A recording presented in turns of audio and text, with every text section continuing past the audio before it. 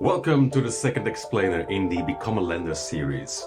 After this video, you'll be one step closer to understanding how loans can become part of your investment portfolio. Here we look at how loans are structured. I'm Thierry, the Finance Hobbyist, and together with you, I'm on a journey towards greater financial freedom. Remember how in the previous video you were considering whether it was a good option to lend money to person A and on which terms. Those terms are key to understanding the structure of a loan. By the way, if you did not see that video yet, check it out. It's short and you'll forever see loans through flow charts after this. Back to our terms and conditions. There are basically 4 levers we can play with. First, the amount. How much money are you actually willing to lend? It doesn't have to be the full amount that someone is requesting. Yeah, I need 10,000 euros and I'd rather borrow the full amount just from you. It makes things much easier for person A, of course, if they can borrow the full amount from you. That's understandable. But for us as lenders, this is pretty risky. It is safer to only lend out part of the amount. For example, you only lend 5,000 out of the 10,000 that person A is asking for. That means that if person A can't refund the loan, only 5,000 euros is at risk for you and not the full 10,000 euros. The second lever is the interest rate. How much do you charge for the privilege of using your money? You want to find an interest rate that rewards you for, giving that money to someone else for a while.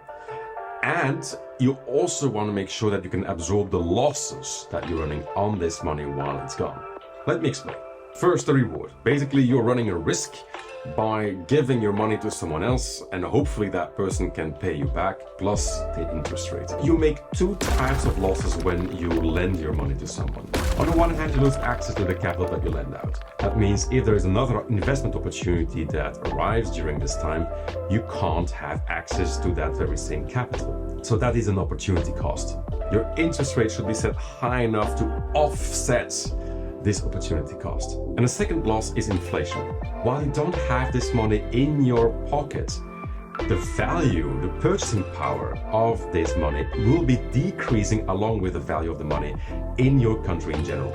And that's why you should think really carefully when you give someone a 0% interest rate when you lend out money.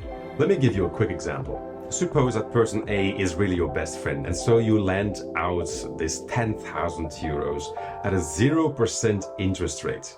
Now, suppose person A pays you back after 1 year, and during this whole year, inflation in your country was at 5%. If you originally had the purchasing power of 10,000 euros, right now, after 1 year, you have 5% less purchasing power with that same amount of money. So right now you only have the purchasing power of 9,500 euros in the value that you originally lent out with. And that's why you actually made a loss of 500 euros on this 10,000 euros that you lent to the person at 0%. You should be really mindful of what exactly you're getting in return when you lend out money to someone at 0%. Maybe it's relational benefits or some other kind of benefits. You're losing money if you lend money to someone at 0%.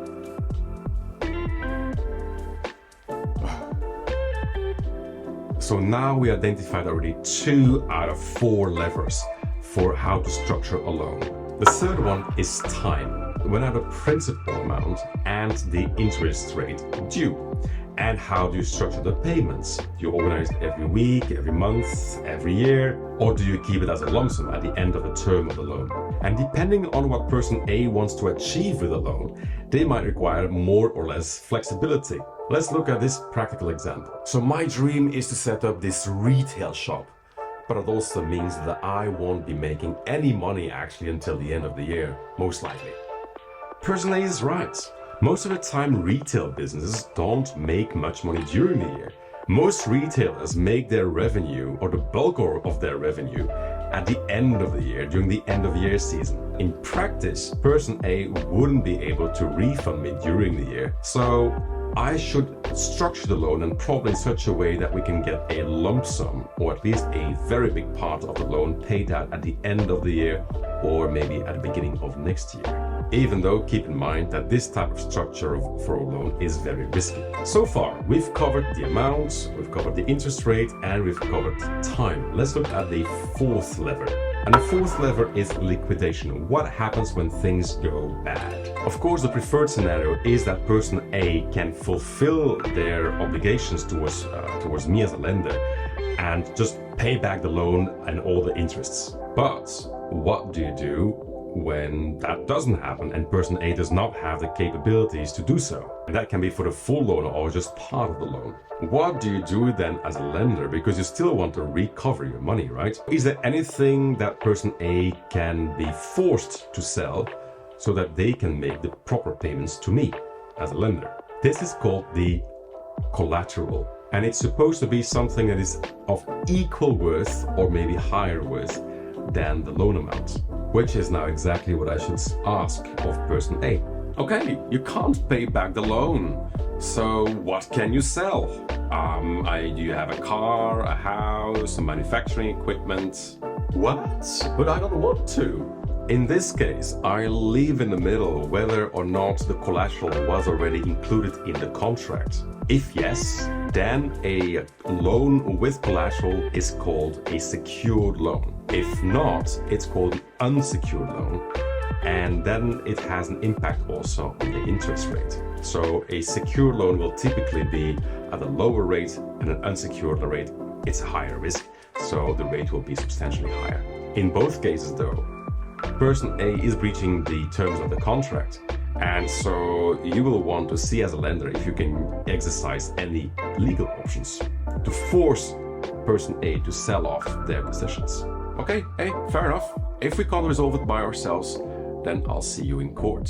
So yeah, that can happen. And then there's something else to consider. If person A took more than one loan, where in the hierarchy of loans does your loan come in? And this is called the seniority of a loan. If person A manages indeed to sell off their car or their house or the manufacturing equipment, in which order does your loan come for repaying? So the more senior the loan is, the higher in the hierarchy the loan comes for when a liquidation needs to happen. And that typically will drive down the interest rate as well, because again, it's a lower risk for the lender. If the loan is junior, then that means it is very low in the hierarchy.